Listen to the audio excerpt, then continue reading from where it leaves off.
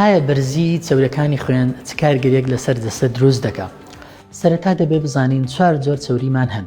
ئەمانیش چەوری کۆلێسترۆڵ کە بە چەوری ناوخێن بەناوبانگە، وەروەها چەوری سیانی یاخود چەوری ترایگلیسراید، وەروەها چەورەکانی وەکو HDL کە بە چەوری سوودبەخشن لەگەڵ چەوری LDL کە چەوری زیان بەخشن.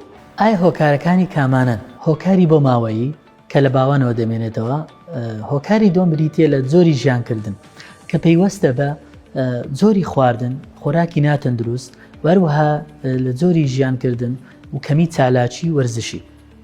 نیشانەکانی بەرزی چەوری خوێن بریتین لە دەرکەوتنی چەمپەڵەیەکی چەوری لە دەوروبەری دەموچاو، وەروەها بەشەکانی تری جەستە بە تایبەتی پەلەکان. ئایا چارەسەر بۆ بەرزی چەورەکانی خوێن چییە؟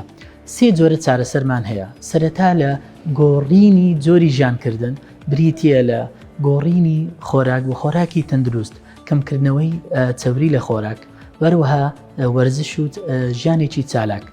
لە ڕووی پزیشکیەوە وەرزش بریتیە لە 30 خولەک یان زیاتر ڕۆژانە، وەرزشی وەکو ڕاکردن یان وەکو هەروەلەکردن بۆ 5 ڕۆژیان زیاتر لە هەفتە. وەروەها ئێمە دەتوانین چارەسەر لە ڕێگای بەکارهێنانی حەبی چەوری بەکاربێنین بۆ گروپێکی دیاریکراو لە نەخۆشەکان، بە تایبەتی ئەوانەی کە نەخۆشی درێژخانەکانی وەکو نەخۆشی دڵ، وەروەها شەکرە، وەروەها فشاری خوێنیان هەیە. بە هیوای تەندروستیەکی باش بە هەموو لایەک. میهرەبانی، دڵسۆزی و لێزانی.